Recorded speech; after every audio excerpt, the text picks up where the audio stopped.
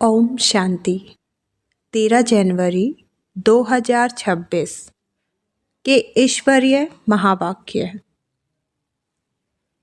मीठे मेरे रूहानी भाई बहनों, क्या कभी किसी ने आपसे पूछा है आप राज़ी खुशी हो क्या?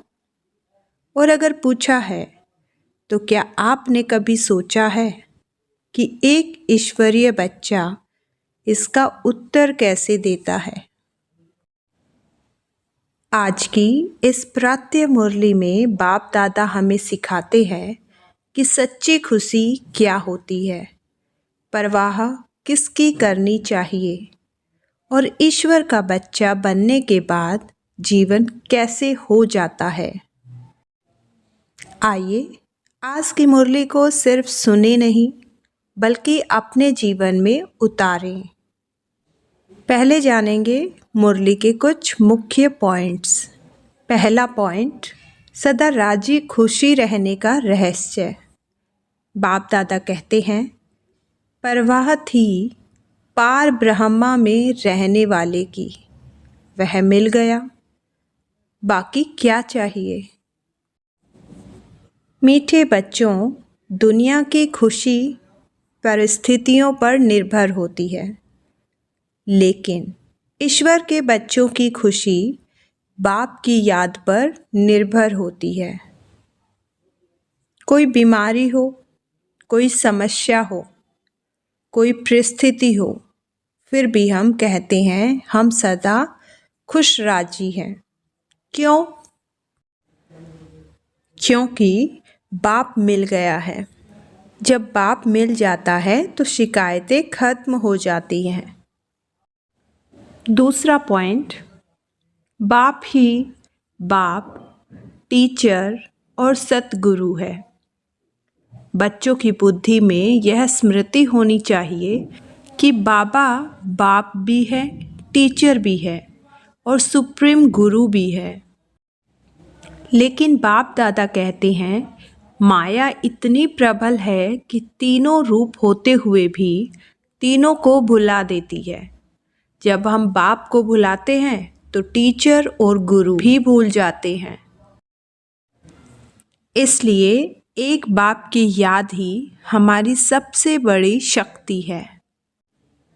तीसरा पॉइंट, मुरली का रिगार्ड रखना। बाप दादा का प्यार भरा सवाल। मुरली मिलते हुए भी हम मुरली क्यों नहीं पढ़ते?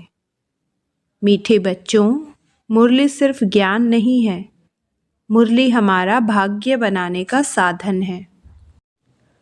जो मुरली को रोज़ पढ़ता है वही अपने जीवन का सही चार्ट बना सकता है। अगर हम मुरली ही मिस करते हैं तो फिर दूसरों को क्या समझाएंगे? जो मुरली को महत्व नहीं देता वह अपने भाग्य को हल्का कर देता है। पॉइंट नंबर 4, याद की यात्रा, सच्ची यात्रा। बाप हमें एक ही महामंत्र देते हैं, मन मना भव। तीर्थ यात्राएं शरीर को घुमाती हैं, लेकिन याद की यात्रा आत्मा को पावन बनाती है। जितनी याद उतनी पवित्रता, जितनी पवित्रता उतना ऊंचा पद। यह यात्रा कहीं जाने की नहीं है, अंदर स्थित होने की यात्रा है। पॉइंट नंबर 5, हम क्या बनेंगे यह हमारे पुरुषार्थ पर है। यह ईश्वर की पढ़ाई है। यहाँ कोई बाहर से पेपर चेक नहीं करता, हम खुद ही अपने परीक्षक हैं। जितना बाप को याद करेंगे, जितनी सेवा करेंगे, उतना श्रेष्ठ पद पाएंगे। बाप कहते हैं जो चाहो पुरुषार्थ से बनो। पॉइंट नंबर 6, कमल पुष्प जैसा जीवन। बाप दादा हमें एक सुंदर दृष्टांत देते हैं। कमल पुष्प। कमल जल में रहता है लेकिन जल से न्यारा रहता है। वैसे ही हमें संसार में रहकर भी माया से मुक्त रहना है। अगर रचना मुक्त रह सकती है तो मास्टर रचता क्यों नहीं बन सकते। तो आइए अब जानते हैं मुरली को विस्तार से। मीठे बच्चे, बाप की श्रीमत का रिगार्ड रखना माना मुरली कभी भी मिस नहीं करना, हर आज्ञा का पालन करना। प्रश्न, अगर तुम बच्चों से कोई पूछे राजी खुशी हो तो तुम्हें कौन सा जवाब फलक से देना चाहिए। उत्तर, बोलो परवाह थी पार ब्रह्मा में रहने वाले की, वह मिल गया, बाकी क्या चाहिए। पाना था सो पा लिया। तुम ईश्वरीय बच्चों को किसी बात की परवाह नहीं। तुम्हें बाप ने अपना बनाया, तुम्हारे पर ताज रखा, फिर परवाह किस बात की। बाप समझाते हैं बच्चों की बुद्धि में जरूर होगा कि बाबा बाप भी हैं, टीचर भी हैं, सुप्रीम गुरु भी हैं, इसी याद में जरूर होंगे। यह याद कभी कोई सिखला भी नहीं सकते। बाप ही कल्प कल्प आकर सिखलाते हैं। वही ज्ञान सागर पतित पावन भी है। वह बाप भी है, टीचर भी है, गुरु भी है। यह अब समझा जाता है, जबकि ज्ञान का तीसरा नेत्र मिला है। बच्चे भल समझते तो होंगे, परंतु बाप को भी भूल जाते हैं। तो टीचर गुरु फिर कैसे याद आएगा। माया बहुत ही प्रबल है, जो तीन रूप में महिमा होते हुए भी तीनों को भुला देती है। इतनी सर्वशक्तिमान है, बच्चे भी लिखते हैं बाबा हम भूल जाते हैं। माया ऐसी प्रबल है। ड्रामा अनुसार है बहुत सहज। बच्चे समझते हैं ऐसा कभी कोई हो नहीं सकता। वही बाप टीचर सतगुरु हैं। सच सच, इसमें गपोड़े आदि की कोई बात नहीं। अंदर में समझना चाहिए ना। परंतु माया भुला देती है।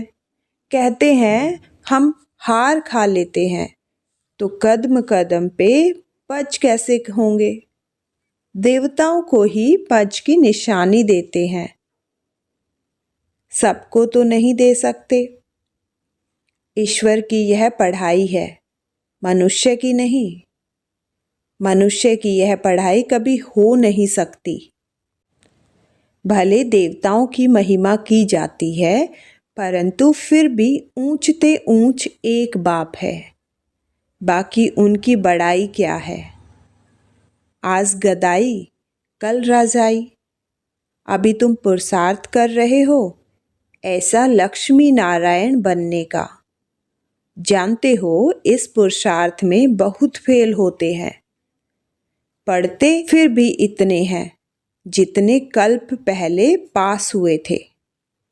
वास्तव में ज्ञान है भी बहुत सहज, परंतु माया भुला देती है। बाप कहते हैं अपना चार्ट लिखो, परंतु लिख नहीं पाते हैं। कहाँ तक बैठ लिखें। अगर लिखते भी हैं तो जांच करते हैं 2 घंटा याद में रहें क्या। फिर वह भी उन्हों को मालूम पड़ता है जो बाप की श्रीमत को अमल में लाते हैं। बाप तो समझेंगे, इन बेचारों को लज्जा आती होगी। नहीं तो श्रीमत अमल में लानी चाहिए। परंतु 2% मुश्किल चार्ट लिखते हैं। बच्चों को श्रीमत का इतना रिगार्ड नहीं है। मुरली मिलते हुए भी पढ़ते नहीं है। दिल में लगता जरूर होगा, बाबा कहते तो सच हैं। हम मुरली ही नहीं पढ़ते तो बाकी औरों को समझाएंगे क्या। याद की यात्रा। ओम शांति। रूहानी बाप रूहानी बच्चों को समझाते हैं यह तो बच्चे समझते हैं, बरोबर हम आत्मा हैं। हमको परम पिता परमात्मा पढ़ा रहे हैं और क्या कहते हैं, मुझे याद करो तो तुम स्वर्ग के मालिक बनो। इसमें बाप भी आ गया, पढ़ाई और पढ़ाने वाला भी आ गया, शक्ति दाता भी आ गया। थोड़े अक्षर में सारा ज्ञान आ जाता है। यहाँ तुम आते ही हो इसको रिवाइज करने के लिए। बाप भी यही समझाते हैं, क्योंकि तुम खुद कहते हो हम भूल जाते हैं, इसलिए यहाँ आते हैं रिवाइज करने। भले कोई यहाँ रहते हैं तो भी रिवाइज नहीं होता, तकदीर में नहीं है। तदबीर तो बाप कराते ही हैं। तदबीर कराने वाला एक बाप ही है। इसमें कोई भी पास खातिरी भी नहीं हो सकती। न स्पेशल पढ़ाई है। उस पढ़ाई में स्पेशल पढ़ने के लिए टीचर को बुलाते हैं। यह तो तकदीर बनाने के लिए सबको पढ़ाते हैं। एक एक को अलग कहाँ तक पढ़ाएंगे, कितने ढेर बच्चे हैं। उस पढ़ाई में कोई बड़े आदमी के बच्चे होते हैं तो उन्हों को स्पेशल पढ़ाते हैं। टीचर जानते हैं कि यह डल है, इसलिए उनको स्कॉलरशिप लायक बनाते हैं। यह बाप ऐसे नहीं करते हैं, यह तो एक रस सबको पढ़ाते हैं। वह हुआ टीचर का एक्स्ट्रा पुरुषार्थ कराना। यह तो एक्स्ट्रा पुरुषार्थ किसको अलग से कराते नहीं। एक्स्ट्रा पुरुषार्थ माना ही मास्टर कुछ कृपा करते हैं। ऐसे तो भले पैसे लेते हैं, खास टाइम दे पढ़ाते हैं, जिससे वह जास्ती पढ़कर होशियार होते हैं। यहाँ तो जास्ती कुछ पढ़ने की बात है ही नहीं, इतनी तो बात ही नहीं है। एक ही महामंत्र देते हैं, मन मना भव। याद से क्या होता है, यह तो समझते हो। बाप ही पतित पावन है, जानते हो उनको याद करने से ही पावन बनेंगे। अब तुम बच्चों को ज्ञान है, जितना याद करेंगे उतना पावन बनेंगे। कम याद करेंगे तो कम पावन बनेंगे। यह तुम बच्चों के पुरुषार्थ पर है। बेहद के बाप को याद करने से हमको यह लक्ष्मी नारायण बनना है। उन्हों की महिमा तो हर एक जानते हैं, कहते भी हैं आप पुण्य आत्मा हो, हम पाप आत्मा हैं। ढेर मंदिर बने हुए हैं, वहाँ सब क्या करने जाते हैं। दर्शन से फायदा तो कुछ भी नहीं, एक दो को देख चले जाते हैं, बस दर्शन करने जाते हैं। फलाना यात्रा पर जाता है, हम भी जावें, इससे क्या होगा, कुछ भी नहीं। तुम बच्चों ने भी यात्राएं की है, जैसे और त्योहार मनाते हैं वैसे यात्रा भी एक त्योहार समझते हैं। अभी तुम याद की यात्रा भी एक त्योहार समझते हो। तुम याद की यात्रा में रहते हो। अक्षर ही एक है, मन मना भव। यह तुम्हारी यात्रा अनादि है। वह भी कहते हैं वह यात्रा हम अनादि करते आए हैं, परंतु तुम अभी ज्ञान सहित कहते हो हम कल्प कल्प यह यात्रा करते हैं। बाप ही आकर यह यात्रा सिखलाते हैं। वह चारों धाम जन्म बाय जन्म यात्रा करते हैं। यह तो बेहद का बाप कहते हैं, मुझे याद करो तो तुम पावन बन जाएंगे। ऐसे तो और कोई कभी नहीं कहते कि यात्रा से तुम पावन बनेंगे। मनुष्य यात्रा पर जाते हैं तो वह उस समय पावन रहते हैं। आजकल तो वहाँ भी गंद लगा पड़ा है, पावन नहीं रहते। इस रूहानी यात्रा का तो किसको पता नहीं है, तुमको अभी बाप ने बताया है। यह याद की यात्रा है सच्ची। वह यात्रा का चक्र लगाने जाते हैं, फिर भी वैसे का वैसा बन जाते हैं। चक्र लगाते रहते हैं, जैसे वास्को डी गामा ने सृष्टि का चक्र लगाया। यह भी चक्र लगाते हैं ना। गीत भी है ना, चारों तरफ लगाए फेरे, फिर भी हरदम दूर रहे। भक्ति मार्ग में तो कोई मिला नहीं सकते, भगवान कोई को मिला नहीं, भगवान से दूर ही रहे। फेरे लगाकर भी घर में आकर 5 विकारों में फंसते हैं। वह सब यात्राएं हैं झूठी। अभी तुम बच्चे जानते हो, यह पुरुषोत्तम संगम योग जबकि बाप आए हैं। एक दिन सब जान जाएंगे बाप आया हुआ है। भगवान आखिरिन मिलेंगे, लेकिन कैसे, यह तो कोई भी जानते नहीं। यह तो मीठे मीठे बच्चे जानते हैं कि हम श्रीमत पर इस भारत को फिर से स्वर्ग बना रहे हैं। भारत का ही तुम नाम लेंगे।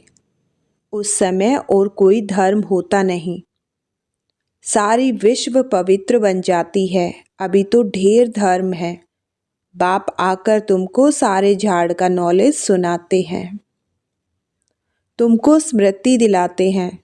तुम सो देवता थे, फिर सो क्षत्रिय, सो वैश्य, सो शूद्र बने, अभी तुम सो ब्राह्मण बने हो। यह हम सो का अर्थ बाप कितना सहज समझाते हैं। ओम अर्थात मैं आत्मा। फिर हम आत्मा ऐसे चक्र लगाती है, वह तो कह देते हैं हम आत्मा सो परमात्मा, परमात्मा सो हम आत्मा। एक भी नहीं जिसको हम सो का अर्थ यथार्थ मालूम हो। तो बाप कहते हैं यह जो मंत्र है यह हरदम याद रखना चाहिए। चक्र बुद्धि में नहीं होगा तो चक्रवर्ती राजा कैसे बनेंगे। अभी हम आत्मा ब्राह्मण हैं, फिर हम सो देवता बनेंगे। यह तुम कोई से भी जाकर पूछो, कोई नहीं बताएंगे। यह तो 84 का अर्थ भी नहीं समझते। भारत का उत्थान और पतन गाया हुआ है, यह ठीक है। सतो प्रधान सतो रजो तमो, सूर्यवंशी चंद्रवंशी वैश्यवंशी। अभी तुम बच्चों को सब मालूम पड़ गया है। बीज रूप बाप को भी ज्ञान का सागर कहा जाता है। वह इस चक्र में नहीं आते हैं। ऐसे नहीं हम जीव आत्मा सो परमात्मा बन जाते हैं, नहीं। बाप आप समान नॉलेजफुल बनाते हैं, आप समान गॉड नहीं बनाते हैं। इन बातों को बहुत अच्छी रीति समझना है, तब बुद्धि में चक्र चल सकता है, जिसका नाम सौदर्शन चक्र रखा है। तुम बुद्धि से समझ सकते हो हम कैसे इस 84 के चक्र में आते हैं। इसमें सब आ जाता है, समय भी आता है, वर्ण भी आ जाते हैं, वंशावली भी आ जाती है। अब तुम बच्चों की बुद्धि में यह सारा ज्ञान होना चाहिए। नॉलेज से ही ऊंच पद मिलता है। नॉलेज होगी तो औरों को भी देंगे। यहाँ तुमसे कोई पेपर आदि नहीं भराए जाते हैं। उन स्कूलों में जब इम्तिहान होते हैं तो पेपर विलायत से आते हैं। जो विलायत में पढ़ते होंगे उन्हों की तो वहाँ ही रिजल्ट निकालते होंगे। उनमें भी कोई बड़ा एजुकेशन अथॉरिटी होगी तो जांच करते होंगे पेपर्स की। तुम्हारे पेपर्स की जांच कौन करेंगे? तुम खुद ही करेंगे। खुद को जो चाहो सो बनाओ। पुरुषार्थ से जो चाहे सो पद बाप से ले लो। प्रदर्शनी आदि से बच्चे पूछते हैं ना, क्या बनेंगे? देवता बनेंगे, बैरिस्टर बनेंगे, क्या बनेंगे? जितना बाप को याद करेंगे, सर्विस करेंगे, उतना फल मिलेगा। जो अच्छी रीति बाप को याद करते हैं वह समझते हैं हमको सर्विस भी करनी है, प्रजा बनानी है ना। यह राजधानी स्थापन हो रही है तो उसमें सब चाहिए। वहाँ वजीर होते नहीं, वजीर की दरकार उनको रहती जिसको अकल कम होता है। तुमको वहाँ राय की दरकार नहीं रहती है। बाबा के पास राय लेने आते हैं, स्थूल बातों की राय लेते हैं। पैसे का क्या करें, धंधा कैसे करें। बाबा कहते हैं यह दुनियावी बातें बाप के पास नहीं ले आओ। हाँ, कहाँ दिलसिक्त बन जाएं तो कुछ न कुछ आथियत देकर बता देते हैं। यह कोई मेरा धंधा नहीं है, मेरा तो ईश्वरीय धंधा है तुमको रास्ता बताने का। तुम विश्व के मालिक कैसे बनो, तुमको मिली है श्रीमत, बाकी सब है आसुरी मत। सतयुग में कहेंगे श्रीमत, कलयुग में आसुरी मत। वह है ही सुख धाम। वहाँ ऐसे भी नहीं कहेंगे कि राजी खुशी हो, तबीयत ठीक है। यह अक्सर वहाँ होते नहीं। यह यहाँ पूछा जाता है कोई तकलीफ तो नहीं है, राजी खुशी हो ना। इसमें भी बहुत बातें आ जाती हैं। वहाँ दुख है ही नहीं तो पूछा जाए। यह है ही दुख की दुनिया। वास्तव में तुमसे कोई पूछ नहीं सकता। भले माया गिराने वाली है तो भी बाप मिला है ना। तुम कहेंगे क्या तुम खुश खैराफत पूछते हो। हम ईश्वर के बच्चे हैं, हमसे क्या खुश खैराफत पूछते हो। परवाह थी पार ब्रह्मा में रहने वाले बाप की, वह मिल गया, फिर किसकी परवाह। यह हमेशा याद करना चाहिए हम किसके बच्चे हैं। यह भी बुद्धि में ज्ञान है कि जब हम पावन बन जाएंगे तो फिर लड़ाई शुरू हो जाएगी।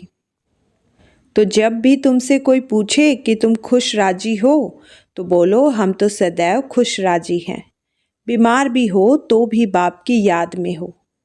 तुम स्वर्ग से भी जास्ती यहाँ खुश राजी हो, जबकि स्वर्ग की बादशाही लेने वाला बाप मिला है जो हमको इतना लायक बनाते हैं। तो हमको क्या परवाह रखी है, ईश्वर के बच्चों को क्या परवाह। बाबा हमको पढ़ाते हैं, बाबा हमारा टीचर है, सतगुरु है। बाबा हमारे ऊपर ताज रख रहे हैं, हम ताजधारी बन रहे हैं। तुम जानते हो हमको विश्व का ताज कैसे मिलता है। बाप नहीं ताज रखते। यह भी तुम जानते हो सतयुग में बाप अपना ताज अपने बच्चों पर रखते हैं, जिसको अंग्रेजी में कहते हैं क्राउन प्रिंस। यहाँ जब तक बाप का ताज बच्चों को मिले तब तक बच्चों को उत्कंठा रहेगी। कहाँ बाप मरे तो ताज हमारे सिर पर आवे। आश होगी प्रिंस से महाराजा बनूं। वहाँ तो ऐसी बात नहीं होती। अपने समय पर कायदे अनुसार बाप बच्चों को ताज देकर फिर किनारा कर लेते हैं। वहाँ वानप्रस्थ की चर्चा होती नहीं, बच्चों को महल आदि बनाकर देते हैं। आशाएं सब पूरी हो जाती हैं। तुम समझ सकते हो सतयुग में सुख ही सुख है। प्रैक्टिकल में सब सुख तब पाएंगे जब वहाँ जाएंगे। वहाँ तो तुम ही जानो स्वर्ग में क्या होगा। एक शरीर छोड़ फिर कहाँ जाएंगे। अभी तुम्हें प्रैक्टिकल में बाप पढ़ा रहे हैं। तुम जानते हो हम सच सच स्वर्ग में जाएंगे। वह तो कह देते हम स्वर्ग में जाते हैं, पता भी नहीं है स्वर्ग किसको कहा जाता है। जन्म जन्मांतर यह अज्ञान की बातें सुनते आए, अभी बाप तुमको सत्य बातें सुनाते हैं। अच्छा, धारणा के लिए मुख्य सार। नंबर 1, सदा राजी खुशी रहने के लिए बाप की याद में रहना है। पढ़ाई से अपने ऊपर रजाई का ताज रखना है। नंबर 2, श्रीमत पर भारत को स्वर्ग बनाने की सेवा करनी है। सदा श्रीमत का रिगार्ड रखना है। वरदान, श्रेष्ठ तकदीर की स्मृति द्वारा अपने समर्थ स्वरूप में रहने वाले सूर्यवंशी पद के अधिकारी भव। जो अपनी श्रेष्ठ तकदीर को सदा स्मृति में रखते हैं वह समर्थ स्वरूप में रहते हैं। उन्हें सदा अपना अनादि असली स्वरूप स्मृति में रहता है, कभी नकली फेस धारण नहीं करते।